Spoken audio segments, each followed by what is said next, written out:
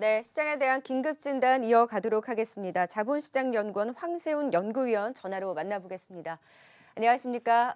네, 안녕하세요. 네, 오늘 또 속절없이 빠지고 있는 시장입니다. 특히나 네네. 외국인의 매도, 과연 언제까지 지속이 될지 이 매도세가 지칠 줄 모르고 계속해서 줄기차게 지금 매도 물량이 쏟아지고 있는 상황인데요. 지금 네네. 매도하는 외국인의 자금 성격이 어떻다고 보고 계십니까? 자산의 현금화 목적이 가장 크다고 해석해 볼 수가 있습니다. 지금 모든 금융시장의 영역에서 지금 가격이 하락하면서 리스크가 굉장히 커지고 있거든요. 이렇게 리스크가 높은 상황에서 그 가장 현명한 대응 방향은 현금을 가장 많이 가지고 있는 것이 가장 현명한 대응 방법이라고 볼 수가 있습니다. 리스크의 변동, 그러니까 자산 가격의 변동성이 워낙 커져 있는 상태이기 때문에 이러한 변동성에 대응하기 위해서는 현금을 가지고 있는 것이 가장 합리적인 선택이 될 수밖에 없는 거고요. 그러다 보니까 모든 영역에서 지금 자산의 매각이 진행되고 있는 것 같습니다. 주식뿐만이 아니라 심지어는 까지도 계속해서 매각을 해서 현금으로 확보한 이후에, 그리고 이제 어디서 지금 이제 사고가 터질지 모르니까 사고가 터지는데 현금을 긴급하게 수여를 해서 그러한 문제점들을 일시적으로 해결하는 이런 이제 전략들이 굉장히 중요해졌거든요. 그렇기 때문에 자산의 현금화 필요성은 당분간 계속해서 이어질 것 같다라고 예상을 해봐야 될 것 같고요. 외국인 투자자들의 지금 이제 매도세는 향후 2주간은 더 지속될 가능성이 높아 보입니다. 짧게는 2주, 길게는 3주까지도 조금 지켜볼 필요성이 있을 것 같고요. 그렇기 때문에 최소한 2주 정도는 외국인 투자자들의 자금 이탈을 지속적으로 예상할 필요성이 있을 것 같습니다. 자, 외국인의 매도가 2주에서 3주는 조금 더 지속이 될 수 있다. 지금 시점에서도 외국인이 굉장히 많은 물량을 팔았음에도 불구하고 아직까지 불확실성이 큰 상황에서 현금을 확보하려는 이런 움직임이 더 이어질 수 있다라는 분석을 주셨는데요. 말씀해 주셨다시피 지금 위험자산뿐만이 아니라 안전자산까지도 오히려 매도세가 나오면서 현금을 확보해 나가는 움직임이 두드러지게 나타나고 있습니다. 뭐 이제 금까지 또 떨어지고 있는 가운데 그렇다면 지금 미국과 유럽의 코로나가 더 퍼지고 있는 상황에서는 이 공포 국면이 더 지속이 될 수 있을 것이다라고 보고 계십니까?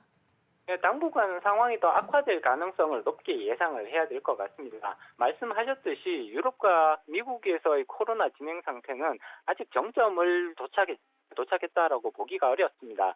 현재 정점을 향해서 오히려 계속해서 상승 추세에 있다라는 것이 더 현명한 판단일 것 같고요.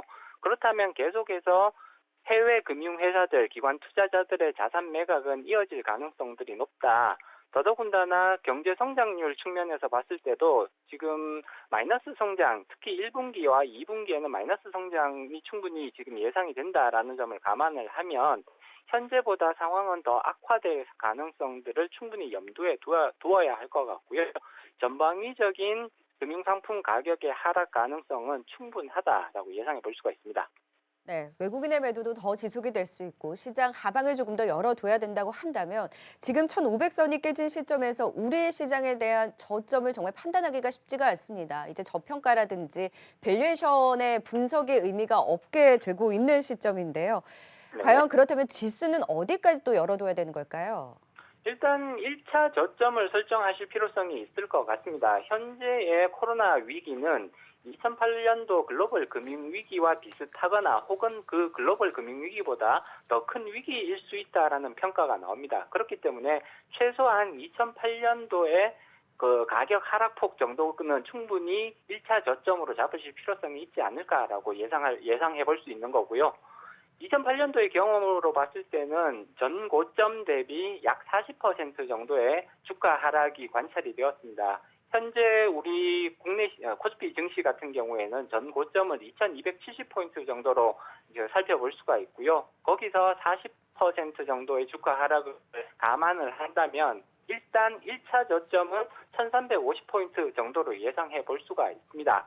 물론 코로나 상태가 이제 크게 이제 계속 나빠지기는 하겠지만 급격하게 나빠지지 않는다는 것을 가정했을 때 이 정도로 예상해 볼 수 있는 것이고요. 코로나 사태가 급격하게 더 나빠진다면 사실 1차 저점으로 설정하고 있는 1350포인트도 무너질 가능성을 아예 배제할 수는 없을 것 같습니다.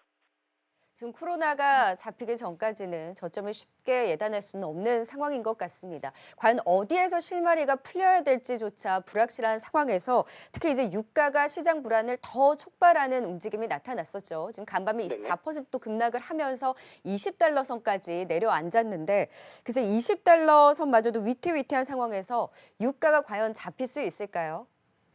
일단 유가는 현재 거의 최악의 상태까지 왔다라고 평가해 볼 수가 있을 것 같습니다. 물론 20달러 아래로 유가가 내려갈 가능성은 충분하다. 그렇지만 추가적인 하락의 폭을 생각을 해보면 유가는 15달러 근처가 저점일 가능성이 상당히 높다고 예상해 볼 수가 있습니다. 추가적인 하락 가능성은 충분히 염두에 둘 수 있겠지만 그렇지만 하락의 폭은 이제 점차 줄어드는 모습으로 이제 바뀔 가능성들이 높다. 물론 그렇다고 해서 상승 반전의 가능성을 예상해 볼 수 있는 것은 아닙니다. 여전히 러시아와 사우디 같은 이런 이제 산유국 간의 의견 대립이 워낙 강한 상태이기 때문에 그런 의견 대립이 해소되는 데는 상당한 시간이 소요될 수밖에 없는 것 같고요. 이제 하락의 속도가 점차 느려지는 현상들이 관찰되지 않을까. 일단 유가에 대해서는 이렇게 전망해 볼 수 있을 것 같습니다. 지금 거의 시장은 경기 침체, 금융 위기를 반영을 하면서 극심한 공포에 움직이고 있습니다. 정말 경기 침체에 대해서 계속 각종 전문가들도 다 이야기를 하고 있는 상황인데 이 부분에 대해서는 좀 어떤 의견 갖고 계실까요? 일단 리세션의 가능성은 거의 확실하다고 봐야 될 것 같습니다. 1분기와 2분기 성장률은 아마 최악의 수치가 나올 것으로 예상이 되고요. 마이너스 성장률은 거의 당연하다라는 그런 이제 전망들이 이제 설득력을 얻고 있는 것이거든요. 그렇기 때문에 리세션의 가능성은 거의 확실한 것 같고요. 다만 이러한 이제 최악의 경제 성장률이 과연 그러면 3분기와 4분기에 개선될 수 있을 것이냐, 3분기까지는 그 파급력이 지속될 가능성은 오히려 더 높게 봐야 될 것 같고요. 결국 코로나 사태가 이제 전환 국면을 막기 위해서는 백신의 개발이 가장 중요하다고 볼 수가 있는데 백신의 개발이 현재 이제 의학계에서 나오는 얘기들을 들어보면 6개월 내지는 7개월 정도는 좋게 소요될 가능성이 있지 않을까. 그렇다면 이제 3분기까지는 굉장히 어려운 그런 상황이 계속될 가능성이 높고요. 4분기 들어서 완만하게 이제 회복되는 국면으로 이제 전개될 가능성을 예상해 볼 수 있을 것 같습니다. 네, 그렇다면 이 공포 시기에 생존을 위한 전략 어떻게 가져가는 것이 좋을까요?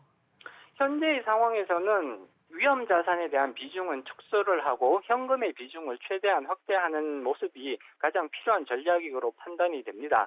추가적으로 지금 주가 하락이 충분히 예상되는 상황입니다. 그렇기 때문에 지금 현재가 저가 매수 시기가 아니냐라고 말씀하시는 분들도 많은데 현재 상황에서 더 나빠질 가능성이 오히려 더 높다고 예상을 해볼 수가 있습니다. 그렇기 때문에 현금의 비중을 최대한 확대하는 그런 전략이 필요해 보이고요. 그리고 이렇게 호흡을 짧게 가져가시는 것보다는 어차피 코로나에 의해서 시작된 위기 상황은 코로나에 대한 백신이 개발되어야 이제 이것이 종료되는 전환으로 갈 수가 있기 때문에 결국은 연말까지는 조금 장기적인 관점에서 투자 판단을 해주시는 모습이 필요하지 않을까 그렇게 생각해 볼 수가 있습니다. 네, 긴급 시장 진단 자본시장연구원 황세훈 연구위원이었습니다. 오늘 말씀 고맙습니다.